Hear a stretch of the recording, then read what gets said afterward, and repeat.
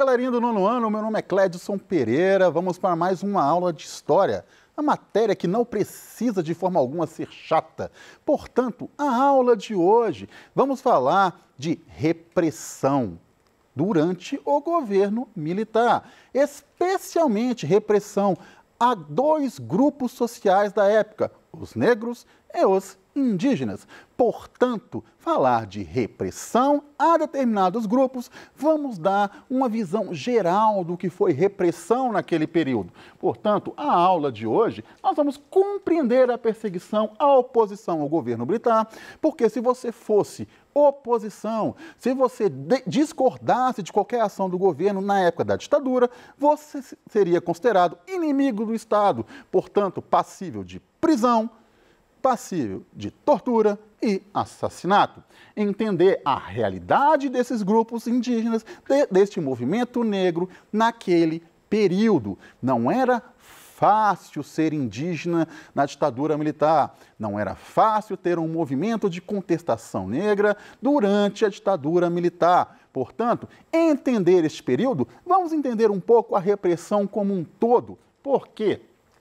Os anos de chumbo, como chamamos, têm início no governo do Marechal Costa e Silva, quando ele promulga em 1968 o AI-5, o mais repressivo dos atos institucionais da ditadura militar, porque dava ao presidente o direito de fechar o Congresso, ou seja, o executivo se colocava superior ao legislativo, algo que não é compatível com a teoria da divisão dos três poderes de uma república.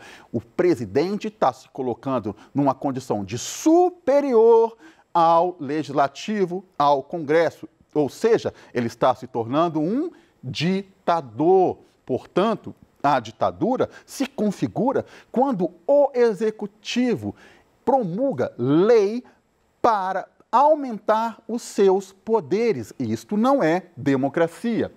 Ele passa a ter o direito de caçar direitos políticos e mandatos. Vários deputados de oposição perderam seus mandatos, perderam seus direitos políticos, tiveram que fugir do Brasil, se exilar em outro país.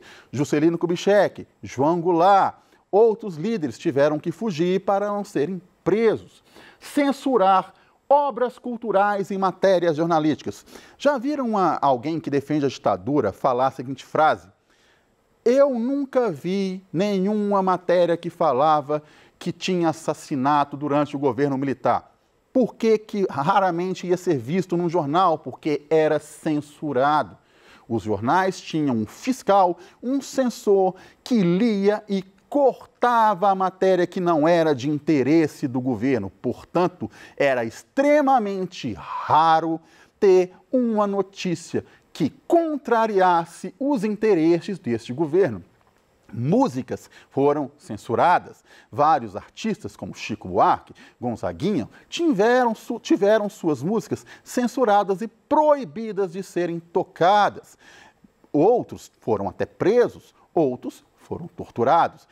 O AI-5 instituía a tortura, a prisão sem motivo. O cara que era preso naquela época, ele não tinha que provar que era culpado. O governo não tinha que provar que ele era culpado. O preso tinha que provar que era inocente. Isso é contrária a qualquer ação de democracia. Portanto, o AI-5 representou o início dos anos de chumbo. O governo seguinte, de Garrastazu Médici, é focado no lema Brasil, ame-o ou deixe-o.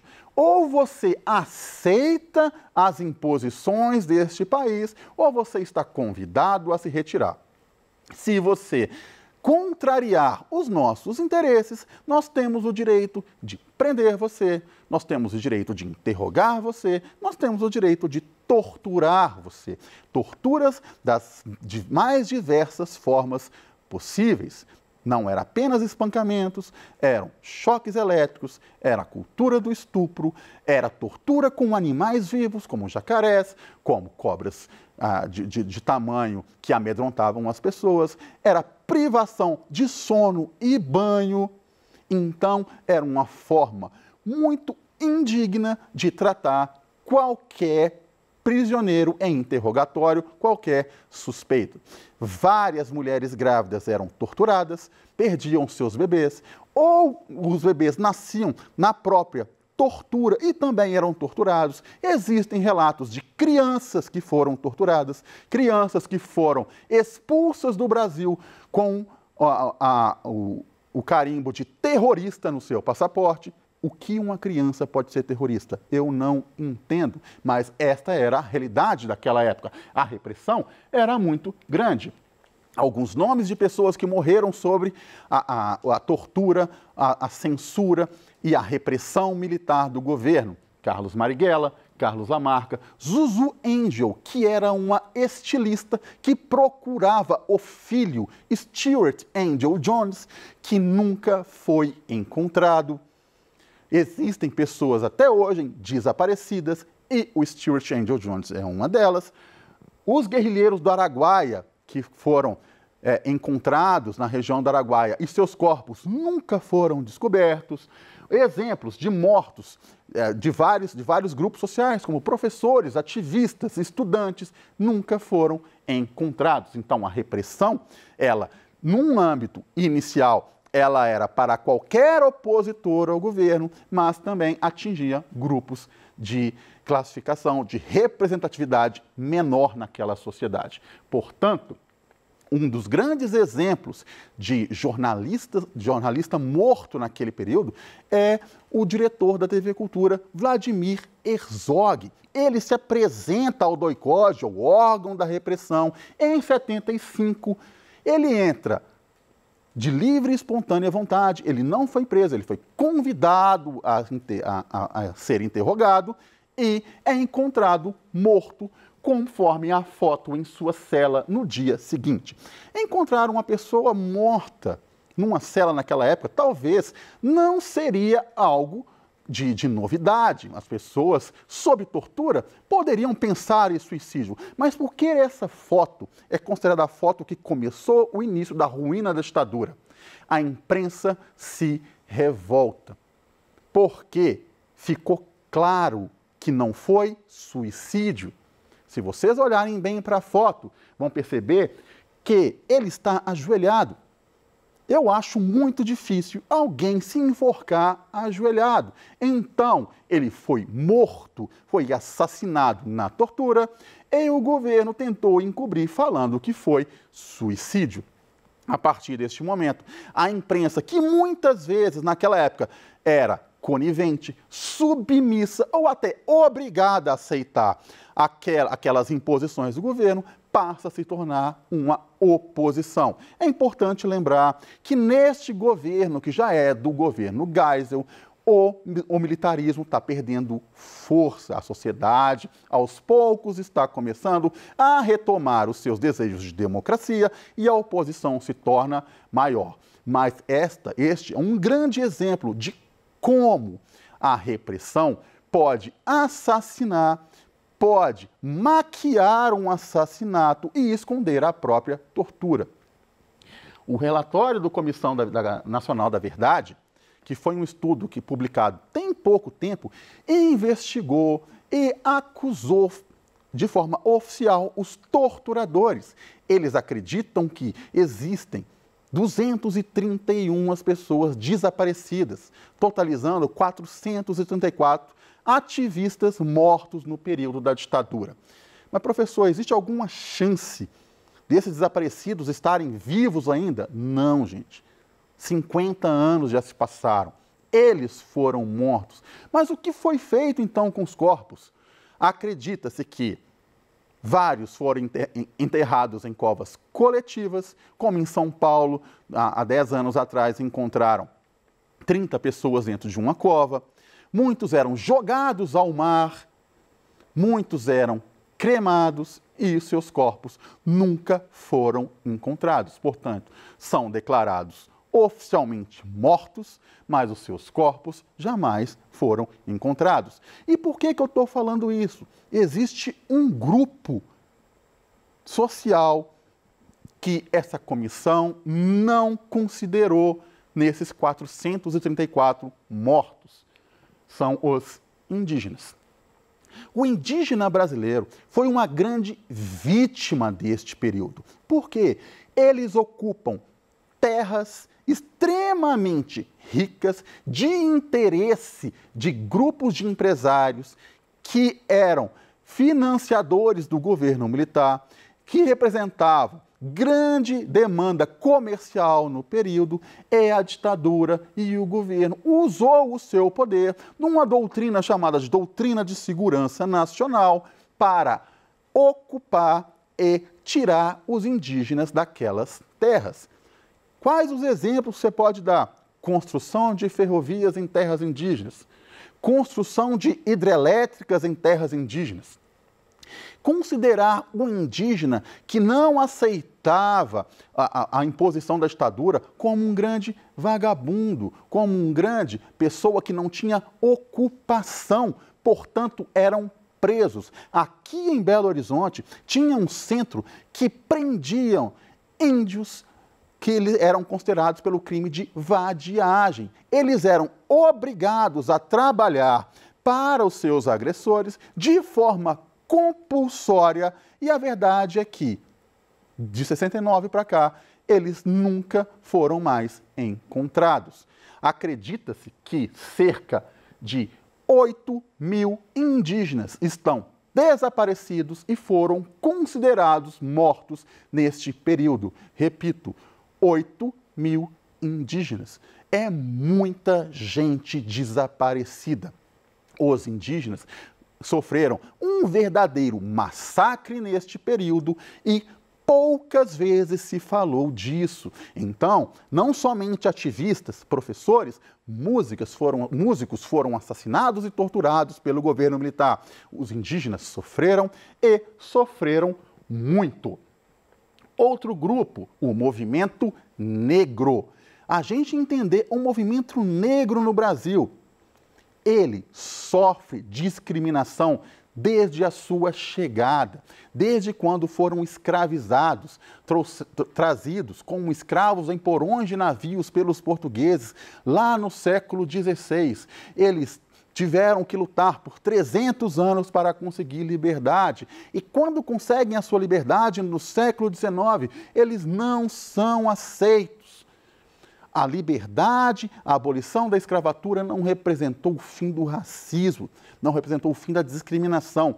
E o movimento negro tem que lutar a cada dia para manter a sua representatividade na nossa sociedade, o que é, da forma do controle social, uma grande hipocrisia, porque grande parte da nossa cultura, das nossas músicas, do nosso tipo de alimentação vem de origem negra. Grande parte dos costumes que a gente tem são de origem negro-africana. Então, nossa sociedade, que é extremamente hipócrita, extremamente preconceituosa, tem uma dívida eterna com o movimento negro. Se pergunte aí na sua casa, será que realmente o negro no Brasil tem a representatividade que merece?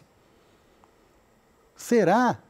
Eu acho que não. Na ditadura, não foi diferente. Qualquer movimento de contestação da comunidade negra era vigiada de perto pelas forças militares, pelos sistemas de vigilância, até por considerar que todo negro, naquela época, era suspeito de ser um criminoso. Algo que não é muito diferente nos dias de hoje. Nossa sociedade tem que deixar de ser hipócrita neste caso. Os negros ainda lutam por representatividade na nossa sociedade. O racismo ainda impera na nossa sociedade e de forma velada, o que é mais assustador ainda.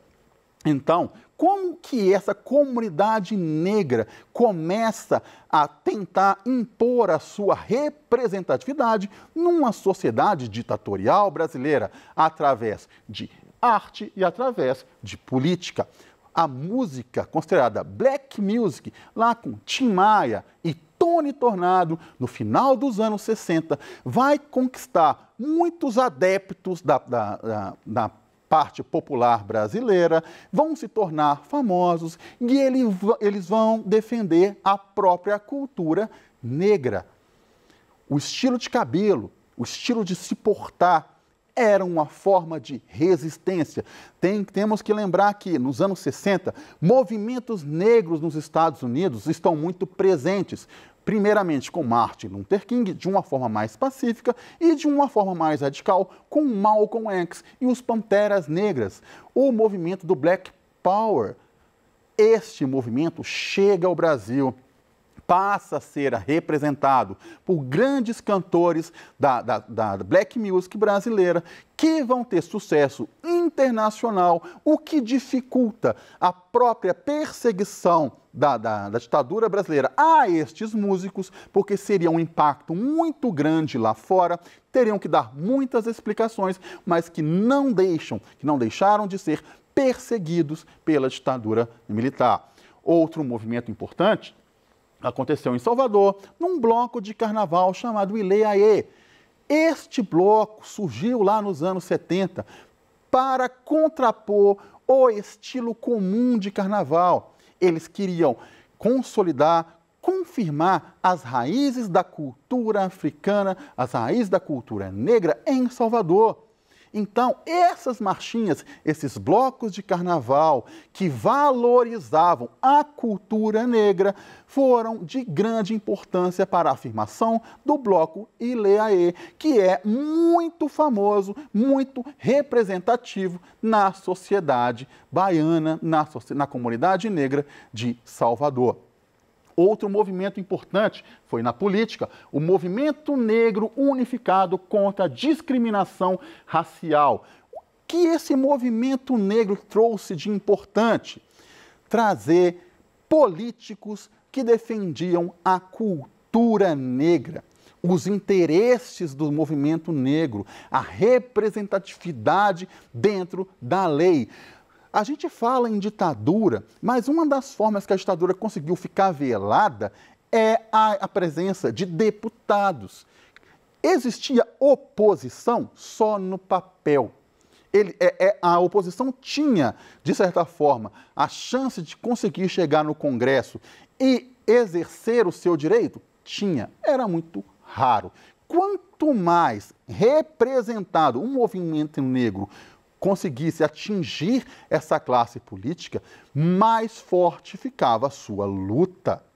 É importante lembrar que a comunidade negra sempre foi discriminada por onde mora, sempre foi discriminada por sua cultura, sempre foi discriminada por sua aparência física. As pessoas, principalmente nos anos 70 e 80, não confiavam que a comunidade negra pudesse caminhar sozinha. Por isso, o racismo naquele período era extremamente forte, era extremamente alicerçado por um governo que não se preocupava em dar voz a este movimento, que não se preocupava em esconder o seu viés preconceituoso e acreditava que somente o controle através da imposição violenta bastaria para conter este movimento negro. Vários políticos vão surgir no final dos anos 70 com base neste movimento negro.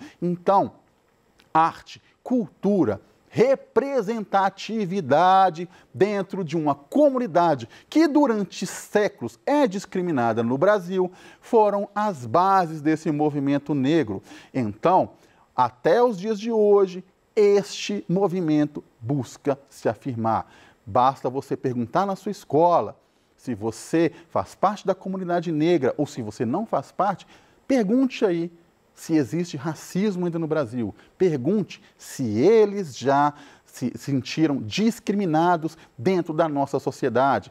Eu já conversei com várias alunas minhas em vários momentos possíveis e, de alguma forma, em algum momento, eles se sentiram discriminados em quase todos os aspectos da sociedade.